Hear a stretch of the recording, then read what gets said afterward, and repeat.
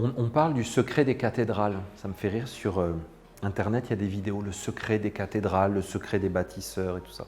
Alors on parle des formules mathématiques, des proportions, des ondes, de la puissance vibratoire et tout ça.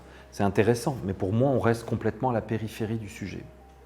Le sujet, c'est quoi? C'est qu'il y en a parmi nous qui ont vécu des expériences comme ça, qui étaient profondément initiatiques. On se rassemblait et on se disait, on va créer un temple pour Dieu. Oubliez l'Église catholique, on se fout complètement de la dimension politique de l'Église. Okay? Ces êtres-là l'ont fait dans une grande sincérité et une pureté. D'accord? On se rassemblait et on se disait, on va créer un temple pour Dieu. Mais comment tu veux faire ça? Étant donné que le temple de Dieu, c'est la nature et l'univers. Comment tu peux créer quelque chose à la hauteur? C'est inimaginable, non? C'est très orgueilleux de te dire, je vais créer un truc tellement beau que ça va rappeler le divin. Il faut y aller quand même, il faut être sûr de son coup. Hein. C'est présomptueux un peu. Je vais créer quelque chose de plus beau que la mer et le ciel et les nuages et les forêts. Les bâtisseurs définissaient au début du chantier des unités de mesure. Ces unités de mesure étaient basées sur le corps du maître bâtisseur. Sa coudée, sa paume, son pouce. On avait des unités de mesure qui étaient à partir du corps. Et moi, j'adore cette idée que chacun de nous est le bâtisseur de sa vie. Et que le but de tout être humain sur la Terre, c'est de faire de sa vie un temple. C'était, à l'origine, l'enseignement des francs-maçons, qui ne sont que des templiers qui se sont échappés de France, en Écosse et au Portugal. C'était de dire, je suis franc, c'est-à-dire je suis libre, et je suis bâtisseur. Ça veut dire, je veux avoir la liberté de bâtir ma vie, en dehors de tout obscurantisme ou contrainte ou pouvoir politique qui veut m'asservir. C'est un très haut idéal. Hein. Donc les bâtisseurs du Moyen-Âge utilisaient leurs propres mesures. Parce que finalement, chacun de nous est sa propre mesure de la valeur des choses. Il faut que tu récupères ce sens. Quel pas tu dois faire pour générer un billet de 10 € dans ta main? Quelle est la taille du pas que tu dois faire? Quelle impulsion tu dois mettre? Quelle quantité d'énergie? Quelle attention? Quelle concentration? Quelle force de volonté tu dois faire? Est-ce que ça monte? Est-ce que c'est à plat? Est-ce que c'est escarpé? Vous voyez, aujourd'hui, il y en a qui doivent escalader une falaise chaque jour pour gagner leur vie. Pour avoir juste de quoi survivre. C'est une falaise à monter tous les jours. C'est très difficile. Et il y en a qui bougent un doigt et qui génèrent des sommes folles, tellement le système est complètement absurde et artificiel. Donc, n'attendez pas que de l'extérieur le système devienne miraculeusement merveilleux parce qu'on aura inventé une nouvelle monnaie ou une façon de s'échanger, ou que des soucoupes volantes viennent sur la Terre et changent tout.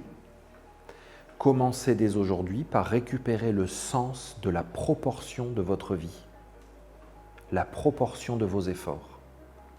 Tu as 70 ans aujourd'hui, ton pas est empli de tes 70 années d'expérience de vie. Ce n'est pas le même pas que celui d'un jeune de 20 ans. Accueille la mesure de ton âge et de ta maturité. Ne pense pas que tu as le même pas, parce que ton pas est plein d'expériences de vie, plein de savoir, plein de maturité. Tu peux probablement faire moins de pas qu'un jeune de 20 ans, mais le jeune de 20 ans, il faut qu'il en fasse beaucoup, parce qu'il ne sait pas trop où il va. Tu comprends? Ils zigzaguent beaucoup. Mais toi, tu sais bien, en tout cas, je te le souhaite. Je te souhaite que tu saches où tu vas. Tu comprends? Quelle est la mesure? Tu as fait 10 ans d'études pour avoir le métier que tu as aujourd'hui? Ça n'a pas de valeur, ça? Ça vaut rien? Tu es en train de dire quoi?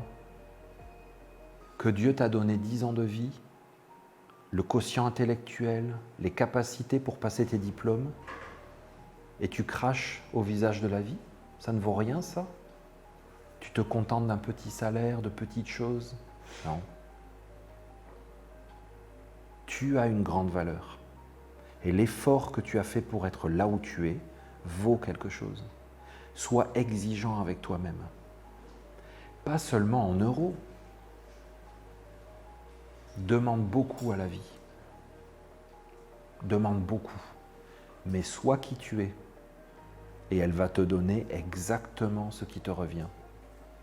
Sous plein de formes différentes. Sous plein de formes différentes. Peut-être que tu en as déjà une grande partie, mais que tu ne le vois pas. Et si tu as déjà beaucoup et que tu as peu d'euros, peut-être que ça te suffit et que c'est génial comme ça. Parce que ça te correspond. Parce que par ailleurs, tu gagnes beaucoup dans plein de domaines de ta vie. Sois la mesure de ton être. Tu fais un geste, c'est une mesure. Tu comprends? C'est une mesure. Tu mesures une distance, un effort.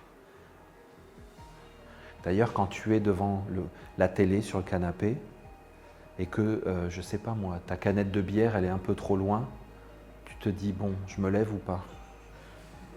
Oh, ça ne vaut pas l'effort. Hein? Tu as envie d'aller aux toilettes la nuit, tu évalues. Est-ce que ça vaut l'effort ou pas? Oh, non. Oui, il faut vraiment, ça vaut l'effort. Ah mais je vous assure, hein, dans notre vie financière, souvent, on n'est même plus capable de savoir si ça vaut la peine. Quand tu vois des fois le prix ou les efforts qu'on doit faire pour faire une chose, et alors vous voyez ce système artificiel, il nous demande moins d'efforts à nous, mais il en demande beaucoup à d'autres. Donc vous voyez, le vrai message des cathédrales, c'est celui-là. Ils ont voulu l'inscrire dans la pierre pour s'en souvenir. Nous avons voulu. Nous nous sommes dit, dans nos prochaines vies, nous verrons ça et nous nous souviendrons.